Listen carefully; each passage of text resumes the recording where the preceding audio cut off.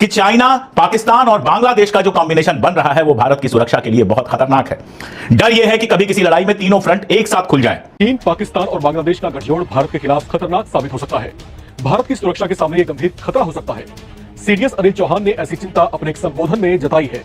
इस बीच इन तीनों ही पड़ोसियों के गठजोड़ की खबर सामने आ रही है जो भारत की चिंता बढ़ा रहे हैं और इसे लेकर अब सीडीएस जनरल अनिल चौहान का बयान भी सामने आया है। उन्होंने इसे भारत के लिए खतरा बताया। अगर चीन, पाकिस्तान और बांग्लादेश अपने आपसी फायदे के लिए एक दूसरे के करीब आते रहे तो इसका सीधा असर भारत की सुरक्षा और अंदरूनी स्थिरता पर पड़ सकता है। कि सीडीएस कोई मामूली नहीं होते हैं। हमारी तीनों आर्मीज में जो सबसे सीनियर होता है, सबसे ज्यादा डेकोरेटेड जो ऑफिसर होता है, वो ऑफिसर सीडीएस बनता है हमारी तीनों सेनाओं का chief.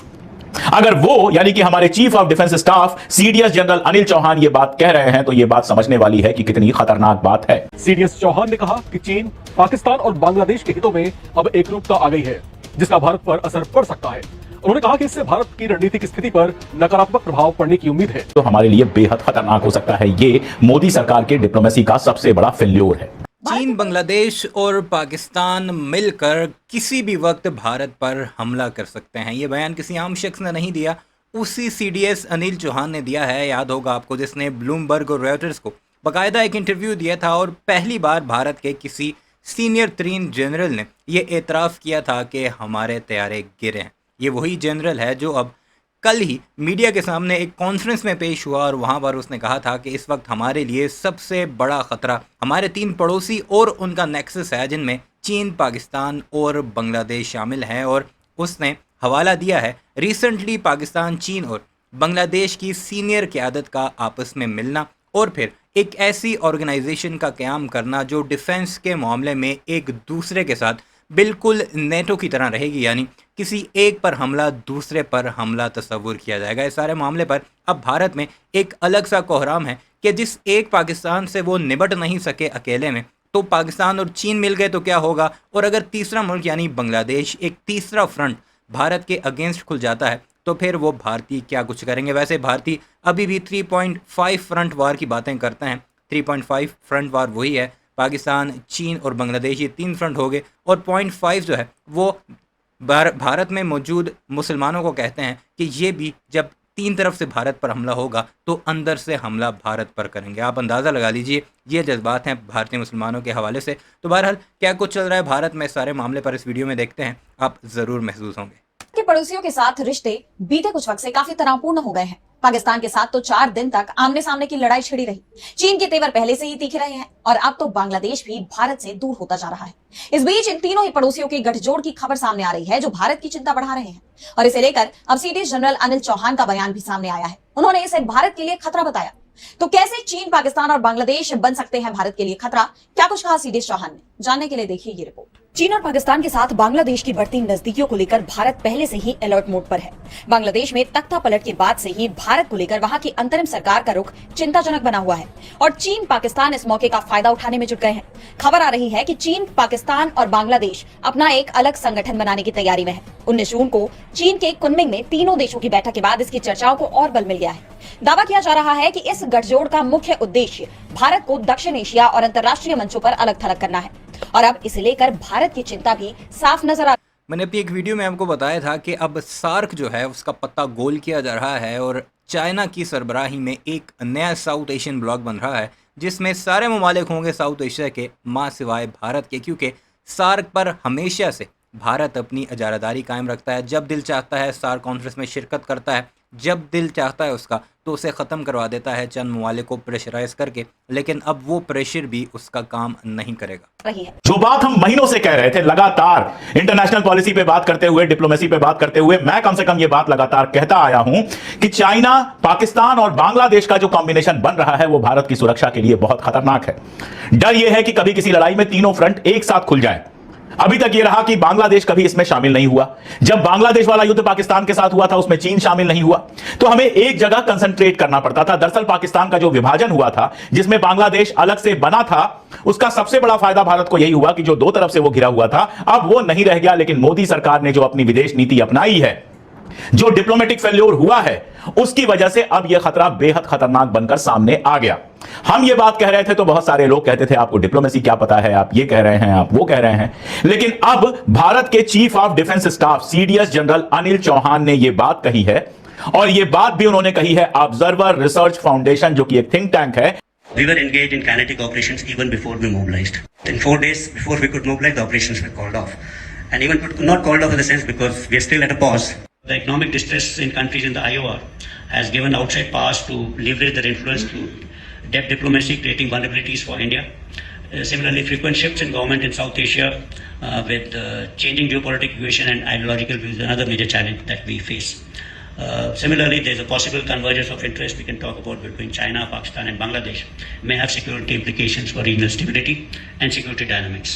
The global security situation today is, we all know, is in a state of flux. The world is transiting between two orders.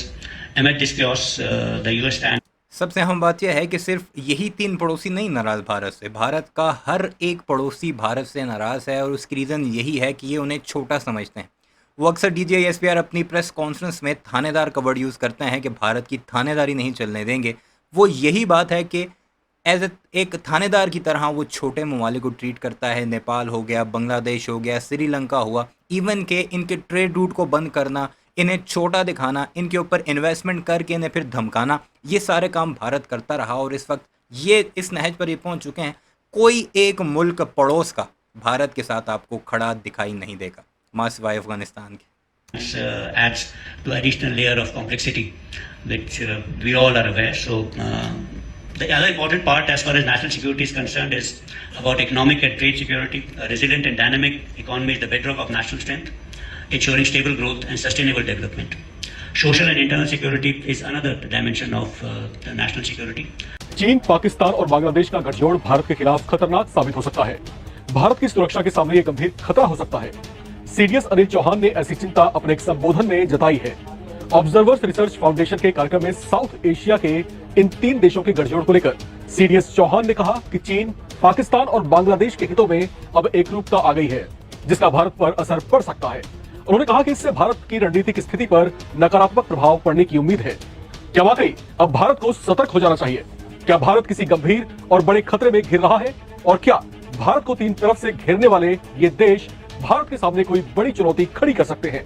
CDS Anil Chauhan के बयान के बाद अब ऐसे कई सवाल उठने लगे हैं। चीन आर्थिक और सैन्य दोनों तरह से एशिया का सबसे शक्तिशाली देश है।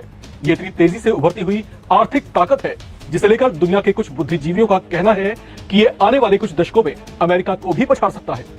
भारत की सुरक्षा को लेकर एक बड़ा इशारा हाल ही में देश के सबसे बड़े सैन्य अधिकारी ने दिया है। चीफ ऑफ डिफेंस स्टाफ यानी सीडीएस जनरल अनिल चौहान ने साफ साफ कहा कि अगर चीन, पाकिस्तान और बांग्लादेश अपने आपसी फायदे के लिए एक दूसरे के करीब आते रहे तो इसका सीधा असर भारत की सुरक्षा और अंदरूनी स्थिरता पर पड़ सकता है। ये बात उन्होंने मंगलवार को एक थिंक टैंक के प्रोग्राम में कही। जनरल चौहान ने 7 से 10 मई के बीच हुए भारत पाकिस्तान टकराव का जिक्र करते हुए बताया कि ये शायद पहली बार हुआ है जब 2 परमाणु हथियार रखने वाले देश आमने सामने आ गए हों, यानी मामला छोटा नहीं था। जरा भी चूक होती तो हालात बहुत बिगड़ सकते थे। उन्होंने बताया कि पाकिस्तान अब अपने ज्यादातर हथियार और सैन्य सामान चीन से ही ले रहा है। बीते 5 साल में पाकिस्तान ने 70 से 80% सैन्य उपकरण चीन से खरीदे हैं। मतलब ये कि पाकिस्तान की फौज अब काफी हद तक चीन पर निर्भर हो चुकी है। यही नहीं, कई चीनी सैन्य कंपनियों की पाकिस्तान में व्यापारिक हिस्सेदारी भी है। इससे साफ पता चलता है कि दोनों के रिश्ते कितने गहरे हो गए हैं। जनरल चौहान ने यह भी कहा कि हिंद महासागर के आसपास के कई देशों की आर्थिक हालत खराब है। ऐसे में बाहर की ताकतों को वहां घुसपैठ करने का मौका मिल रहा है, जो भारत के लिए चिंता की बात है। इस स्थिति में भारत को कई मोर्चों पर सतर्क रहने की जरूरत है। कार्यक्रम में जब उनसे पूछा गया कि हाल ही में चले ऑपरेशन सिंदूर के वक्त चीन ने पाकिस्तान को कितना सपोर्ट किया, तो उन्होंने कहा कि ये कहना आसान नहीं है कि चीन ने पर्दे के पीछे से क्या क्या किया। भारत की तीनों सेनाओं के प्रमुख सीडीएस जनरल अनिल चौहान ने इसे लेकर गंभीर चिंता जाहिर की। उन्होंने कहा कि चीन, पाकिस्तान और बांग्लादेश के बीच अगर किसी भी तरह का रणनीतिक सहयोग होता है तो उसका सीधा असर भारत की सुरक्षा पर पड़ेगा। इन तीनों देशों के साझा हित भारत के खिलाफ एक रणनीतिक चुनौती बन सकते हैं, खासकर तब जब बांग्लादेश की राजनीतिक स्थिति अस्थिर है और वहां की पूर्व प्रधानमंत्री शेख हसीना भारत में शरण ले चुकी है। शेख हसीना को लेकर बांग्लादेश और भारत के बीच काफी तनाव देखा जा रहा है। अमेरिका उसकी जो सालाना एक रिपोर्ट आती है, उस रिपोर्ट के विमोचन का अवसर था दिल्ली में, और वहां पर उन्होंने ये बात कही। उन्होंने कहा कि चीन, पाकिस्तान और बांग्लादेश के बीच अगर किसी भी तरह का रणनीतिक सहयोग होता है तो उसका सीधा असर भारत की सुरक्षा पर पड़ेगा। ये वही बात है जो हम लोग लंबे समय से दोहरा रहे थे। और फिर बता दूं कि सीडीएस कोई मामूली नहीं होते हैं। हमारी तीनों आर्मीज में जो सबसे सीनियर होता है, सबसे ज्यादा डेकोरेटेड जो ऑफिसर होता है, वो ऑफिसर सीडीएस बनता है हमारी तीनों सेनाओं का चीफ। अगर वो यानी कि हमारे chief of defence staff CDS general Anil Chauhan ये बात कह रहे हैं तो ये बात समझने वाली है कि कितनी खतरनाक बात है। अभी पाकिस्तान के साथ जो स्कर्मिश चली है, जो झड़प हुई है, 87 घंटों के लिए जो झड़प चली है, उसमें यह खतरा ज्यादा खतरनाक होकर हमारे सामने आया है। जनरल साहब ने कहा कि पाकिस्तान का 80-90% जो हथियार है वो चाइना से आता है। तो चाइना एक तो पाकिस्तान को हथियार जबरदस्त दे रहा है, यानी चाइना पाकिस्तान के बीच में जो दोस्ती हुई है उसको आप कह सकते हैं ऑल वेदर फ्रेंडशिप। यह ऐसी दोस्ती है जिसमें चीन लगातार खड़ा रहा पाकिस्तान के साथ। बीच में यह भी खबर आई कि हमारा इंटेलिजेंस इनपुट भी जो है वो चाइना को उसने अवेलेबल कराया। एक और हमारे जो आर्मी ऑफिसर हैं इंडोनेशिया में, उन्होंने यह बात कही थी। आर्थिक शक्ति के तौर पर उभरते चीन के उलट चीन और भारत के इर्द गिर्द कई ऐसे देश हैं जो आर्थिक तौर से टूटते जा रहे हैं, जिन्हें सहारे की जरूरत है, और चीन वही सहारा बनकर उन्हें कर्ज के बोझ से ऐसा लाद रहा है जिससे वे एक तरह से उसके आर्थिक गुलाम बनते जा रहे हैं।